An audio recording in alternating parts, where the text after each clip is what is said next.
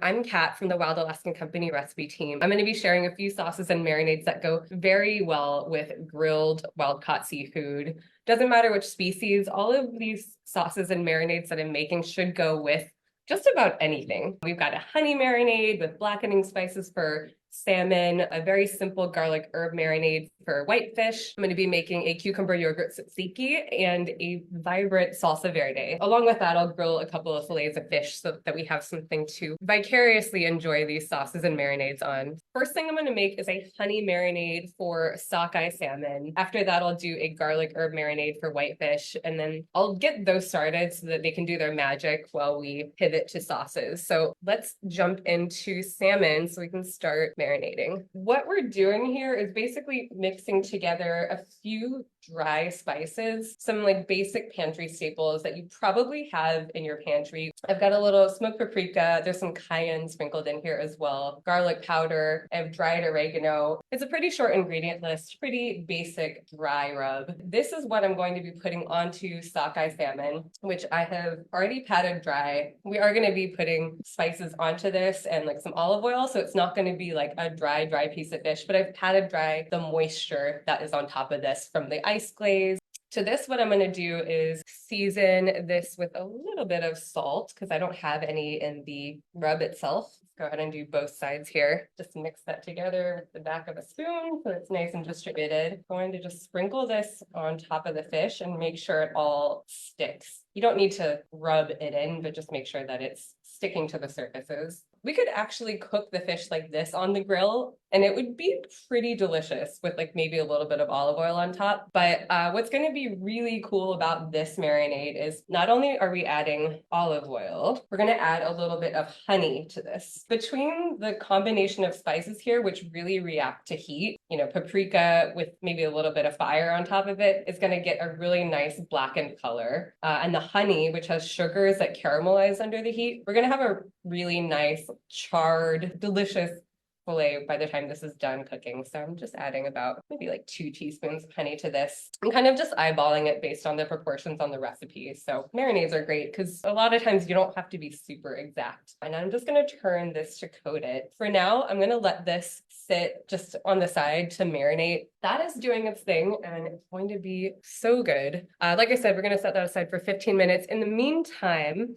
let's do this other marinade so we get our whitefish going as well. So for this one, I am actually going to use some fresh herbs. I did have fresh thyme. Remember, I didn't have dried thyme, but I did have fresh thyme, dried oregano, some garlic, a little bit of salt in here. And then to this, usually you'd add white wine for this particular recipe if you're following it to a T, but I actually didn't have any white wine open for it's 3 o'clock in the day and I didn't have any left over. So what I'm going to do in this case, white wine is adding just like a nice pop of flavor. We're not using wine for the acidity in this particular marinade. So I'm just going to add a little bit of a squeeze of lemon juice to add that sort of brighter flavor note here. So just using about 1/4 of a lemon for this particular recipe. And then to this, I'm going to add maybe a generous tablespoon or so of olive oil. So this has just got really basic kind of Mediterranean inspired flavors, tons of garlic, fresh and dried herbs. I think a fresh herb would be really nice in this one because we have that olive oil and fresh lemon juice to kind of like activate it.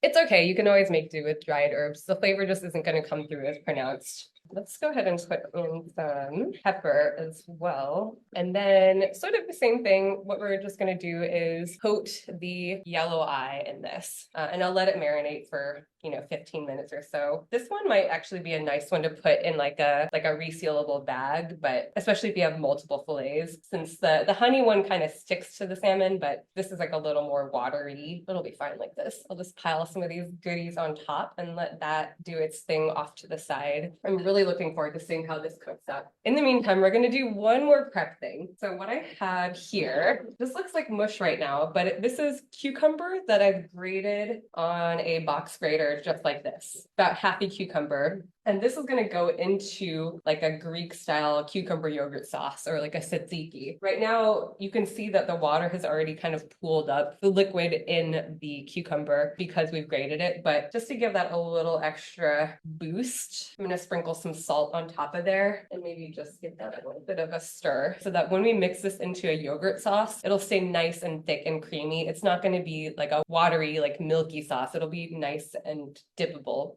That is also going to sit off to the side for 15 minutes here. 15 is the magic number apparently today. So what I can do now is make a salsa verde. Actually, let me preheat my grill pan first so I don't forget. I just have a, a cast iron grill pan here, just like a basic large cast iron grill pan. I'm just gonna let that do its thing there right now. In the meantime, and then we're gonna make a salsa verde. This is an Italian salsa verde, not to be confused with something like a Mexican tomatillo based salsa verde. This is in both Italian and Spanish, actually. Salsa verde means green sauce. So Italian salsa verde is green because it has herbs. Today I'm just using parsley for this salsa verde, but you could totally mix in something like mint. I think I have just this like spearmint left over from something else. Combinations of things, just pick a single herb. What I really like about it is how much flavor it packs into a really, really simple sauce. This one is capers, parsley, garlic, a little bit of lemon, and then red wine vinegar. And then we're just going to whisk that into a little bit of an emulsion, kind of like a dressing. I just have some chopped parsley, chopped capers, minced garlic. The lemon here, I want to zest the lemon into this as well as use the juice. So the lemon zest will give it a really delicious, bright pop of flavor as well. So I've got a little bit of lemon in here. I'm going to drop in some red wine vinegar. I don't know why I have it in this tiny medicine bottle, but I didn't want to bring my whole giant jar of red wine vinegar. So don't think I have any salt in here. So let me just add a pinch of that. So far, so good, right? Like very easy. You want to add probably a few tablespoons of this. Actually, for this amount, maybe a tablespoon and a half or so should be good. It's almost like a chimichurri. And then it's going to become this really nice velvety mixture here. Beautiful color. So I've got this really green golden mixture. And that on top of any fish is just going to be so good. Let me give that a little taste, actually. I think I can use a little more olive oil. Yum. There you have it, salsa verde. And just for fun, let me go ahead and add in that one tiny leaf of mint that I had left over. I think that'll be a nice element of flavor in there. That is super delicious. It's ready to go right now, but I think even if we just let it sit for a few minutes, some of those flavors will sort of like get married and be extra happy forever. So that's pretty much all the prep work I want to do right now. I'm going to go ahead and start cooking some fish. I don't think it's been a full 15 minutes, but even 10 minutes of, sitting in these like delicious marinades here, I can see that the surface of the rockfish has kind of like taken on like a little firmer, more opaque look. They've already done some of the work. Let's go ahead and get this prepped here. I'm gonna actually pat this rockfish dry since we have like a liquid component in here. And I'm not talking about the oil, I'm talking about the lemon juice. So we're patting it dry because the moisture that's on the surface of the fish will sort of inhibit a really nice grill mark on the fillet. The marinade's already done as much of its job that it's gonna do. All these little bits of like garlic and stuff on here are fine to leave on there. They're gonna burn once they hit the grill, but I don't mind a little like burnt crispy thing every now and then. That is ready to go now. The salmon also it's ready to go. It doesn't need any blotting dry here. All right, let's go ahead and put this fish on the grill. Salmon is gonna go on here, skin side down. You want to hear that sizzle when you put fish on the grill or even in a pan when you're searing it. And then the rockfish, doesn't really matter which side goes down first. So we're gonna let those cook for 3 minutes. Those are just gonna do their thing. Don't even touch them. They don't exist for the next 3 minutes of your life. Once it kind of forms this like really nice grill mark, it like seals itself off from the pan. They should be ready to flip now because it's been about 3 minutes. And the best way to check that is just to gently try to see if you can get your spatula underneath there. It might take a little bit of like effort, but not a lot. So the yellow eye came out really easily, and we've got some beautiful grill marks. Minor sticking to the grill, but nothing unexpected. The sockeye, I kind of This is a very big spatula for a very small grill pan, so I don't have a lot of room. The sauce is still, actually, okay. So this is the moment when you need to step away because I feel like I'm forcing the fish. I'm gonna let it cook for maybe another 30 seconds, and hopefully by that time, the skin will come off when I flip the fish. If it doesn't, that's totally okay because then the skin is just there as an extra layer for you to, have as insurance. Speaking of marinades as insurance, salmon skin is definitely insurance for the fish. I feel like it could be ready. All right, I had to do a slight forcing, more or less. The salmon skin is intact.